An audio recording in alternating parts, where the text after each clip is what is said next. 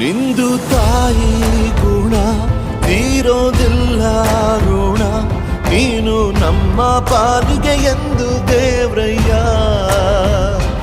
ತಾನು ನೋವ ನುಂಗಿ ಜೀವ ನೀಡೋ ಮಗ, ನಿನ್ನ ಪಡ್ಕೊಂಡಿದ್ದೆ ಪುಣ್ಯ ಗಣಯ್ಯ.